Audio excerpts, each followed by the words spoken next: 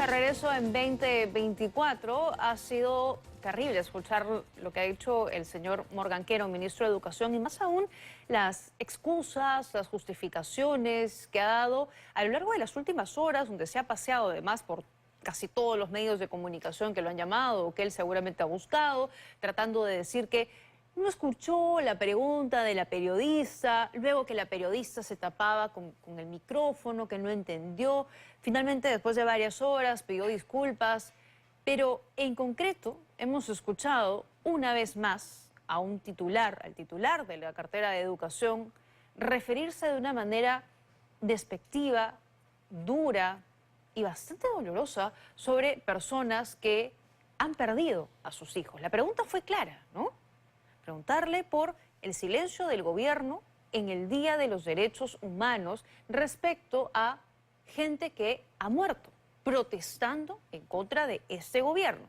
Y la respuesta del ministro fue contundente, que él consideraba que los derechos humanos eran para las personas y no para las ratas. Hoy ha dado una declaración aquí también en BDP, tratando de explicar un poco la situación. Vamos a escucharlo.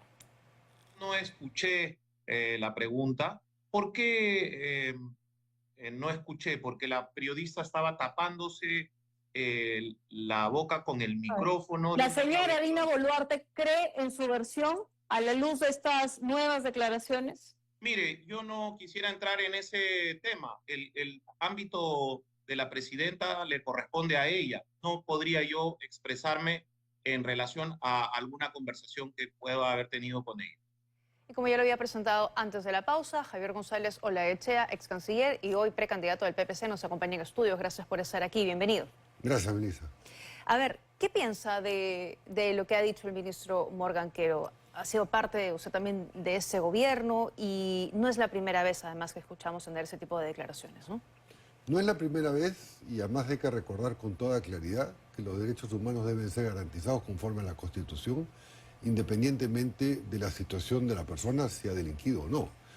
Eso es lo primero. En segundo lugar, yo me pongo en el caso de las grandes mayorías de los peruanos y especialmente de los deudos de quienes desgraciadamente fallecieron. Bueno, ¿cómo podría sentirse un hermano, un padre, una hija, alguien de esas personas con estas declaraciones? Aún más humilladas de lo que en su momento se sintieron. Y entonces, la verdad que son inexplicables, no tienen justificación y lamento que haya sucedido una declaración de un portavoz tan importante como es el ministro de Educación. Además, el ministro de Educación, por función, independientemente que sea el señor Quero u otro, Sí. tiene que, con sus formas de expresarse, hacer que la población entienda que la función de un ministro de Educación es también educar conforme se comporta. Y en este caso creo que no ha sucedido. Además que a lo largo del día hemos escuchado congresistas rechazar sus expresiones. Hay 2 mociones de interpelación. Mañana ha sido invitado al Congreso de la República. Hay rechazo ciudadano. Hay 2 denuncias penales presentadas en contra del señor Quero. Pero no hay ni una sola palabra del gobierno. La presidenta no ha dicho nada. El jefe de gabinete, el señor Adriancén, tampoco. ¿Por qué no se pronuncian? ¿Por qué mantienen este silencio que avala, piensa usted, lo que señala las declaraciones del señor Quero? Mira, yo me pongo en la situación, si los votos al interior del PPC me favorecen y las mayorías del país me otorgan el honor de ser presidente de la República, en ser absolutamente tajante y en unas declaraciones de un ministro en estas circunstancias no duraría un minuto. Ya, pero el ministro sigue en el cargo, ¿no? El señor Quero es inamovible. Y yo decía, el silencio de la presidenta y el silencio del señor Adriancén avalan lo que su ministro dice. En cualquier otro gobierno, el señor Quero, por declaraciones de ese tipo, ya estaría fuera. Pero hoy además aparece al lado de la presidenta, ¿no? En el mensaje de la Nación, ahí estamos viendo las imágenes de lo que ha ocurrido esta noche, y ahí aparece el señor Quero, o sea, siendo respaldado, diciendo, aquí va a seguir con nosotros, porque nosotros consideramos que es la persona ideal seguramente para este gobierno. Las imágenes dicen mucho en política. Exacto. Y en este caso, no solamente lo que tú mencionas es así, sino que a mí me ha llamado la atención la vestimenta. ¿Cuál es la vestimenta? Es todos vestidos con pantalón beige, camisa blanca, prácticamente de comandos. Cuando es un comunicado o es una conferencia de prensa de la Presidenta de la República con gran parte del gabinete que debería tener otro tipo de, digamos, de presentación. Es casi una presentación marcial, por así decirlo, ¿no? Y eso sí, también trae un lenguaje que habría que interpretarlo con mayor tranquilidad, pero que llama sorpresa de todas maneras. Lo que sigo sin entender es por qué después de que el ministro Morganquero hiciera o dijera que las violaciones a niñas a Huajún eran prácticas culturales, después de que se presentara en un colegio donde había sido asesinado un profesor delante de sus alumnos, hiciera arengas, pidiera arengas a los padres, y ahora esto, él sigue siendo parte del gobierno. Y no solo veamos al gobierno, sino por otro lado el Congreso de la República, que teniendo armas como una interpelación, una censura, simplemente se quedan de brazos cruzados. Hoy algunos parlamentarios incluso decían, no, el ministro ya se disculpó, ya dijo que fue un error, que no entendió. Como caramba, no nos quieran tomar el pelo. Bueno, en el caso que tú mencionas, el primero sobre la violación de una niña aguajuna, y que era una práctica cultural, yo que conozco muy bien las poblaciones indígenas por estudios, en fin, por tesis doctoral, son absolutamente inaceptables. Absolutamente inaceptables, son aún peores posiblemente que las que hoy dijo, porque hay un sesgo ahí de discriminación étnica, va a decir, porque tiene tal condición étnica, entonces la práctica cultural favorece, por así decirlo, la violación. Y vuelvo a decir que en el caso que si yo fuera presidente de la República no dudaría un ministro, no el señor Quero, cualquiera que hiciera una declaración de esta magnitud inaceptable. ¿Qué piensa del mensaje de la Nación que ha dado esta noche Dina Boluarte? ¿Lo ha podido escuchar?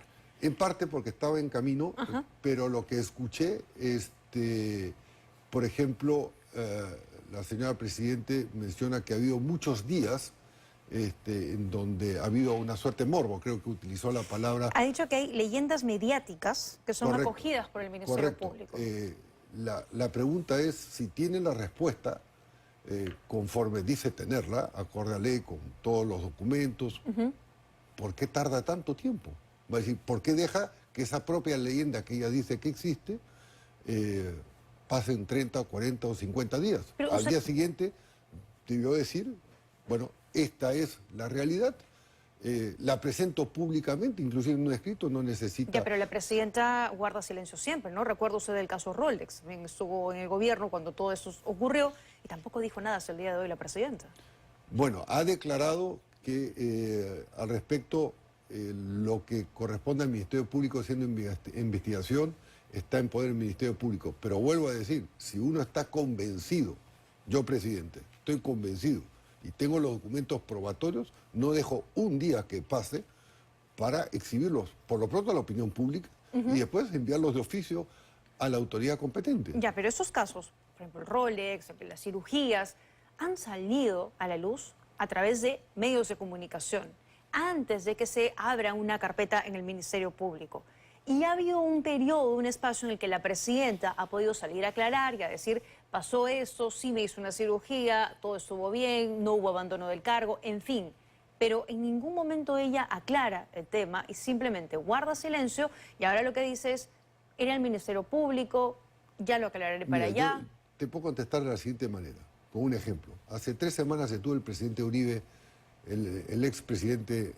de Colombia en el Perú. Y yo tuve la oportunidad, gracias a su fineza, de entrevistarme con él 1 hora y algo más, a solas, para conocer los éxitos de Colombia bajo su gobierno, sus 2 gobiernos, en la lucha contra todo tipo de delincuencia, para abreviar. Y al final le pregunté, le dije, presidente, ¿qué consejo me da en el caso de yo ser presidente de la República? Entonces me dijo, mire, canciller, 3 consejos, pero solamente voy a decir uno. El día que se produzca un error de su gobierno, sea cual fuere, salga usted primero a aclararlo, segundo a disculparse, claramente, aunque tenga otra persona la responsabilidad o la culpa, asúmala usted. Y no espere que otro le atribuya y que los medios de prensa corran y corran y corran. No deje pasar 1 hora, 2 horas. Y yo pienso que eso es lo que tiene que hacer un presidente de la República. Le pido que me espere solo unos minutos, Sí, tengo claro. que hacer una rápida pausa, pero vamos a volver. Estamos de regreso, seguimos conversando con el ex canciller, precandidato del PPC, Javier González Olaechea, y había quedado pendiente el tema de la pena de muerte. La presidenta lo puso sobre el debate esta semana, y claro, muchos especialistas han coincidido en que esto no es real, no es algo que finalmente se vaya a materializar, que es parte de un distractor de la mandataria para que dejemos de hablar de cirugías y otras investigaciones en su contra. ¿Cuál es su apreciación, digamos? ¿Por qué la presidenta surge y pone en debate el tema de la pena de muerte? No podría decirlo porque no estoy en la cabeza de la presidenta. Hay sí una corriente mayoritaria de mucha gente en el Perú que ante las atrocidades que se ven, asesinatos todos los días y que crece y que esto está absolutamente abordado, que estaría de acuerdo posiblemente con la pena de muerte. Sin embargo, eso también colisiona con los tratados internacionales de los cuales el Perú forma parte, principalmente los que refieren a la Convención Americana de Derechos Humanos. Que eso no es algo pétreo, porque se podría denunciar y después tiene efecto 1 año después. De manera que es una posibilidad, pero no de efecto inmediato. De acuerdo, es algo que todavía podría tardar y que además ya no ocurriría cuando la presidenta, o ocurriría en todo caso cuando la presidenta deje funciones. No es una medida inmediata, por eso, ¿por qué se pone hoy el tema sobre la mesa, ¿no? Sobre todo teniendo en cuenta que los propios titulares de los organismos de justicia, Ministerio Público y Judicial, advierten y reconocen que podrían incurrir en errores y que ellos mismos, digamos, no estarían en la capacidad de poder juzgar, digamos, con la claridad oportuna, con lo que se requiere, ese tipo de casos. Estamos hablando de quitarle la vida a alguien. Y además la Constitución es muy clara en la defensa de la vida. Y las injusticias a veces, o mejor dicho, los errores de quienes administran justicia, jueces o fiscales que acusan, han ocurrido históricamente en todas partes del mundo. O sea, hay un margen de error. Ahora, tú mencionabas que no se daría dentro del mandato constitucional del presidente que tiene que terminar en julio. Si denunciara la convención en 1 semana, bueno, estaríamos pensando que se podría aplicar a partir de diciembre del 25, de manera que sí lo podría ejercer en el plazo del mandato constitucional. Es más rápido porque hay algunos especialistas que decían que todavía de aquí a 2 años, incluso 3 años, recién podríamos materializar en todo caso esta propuesta.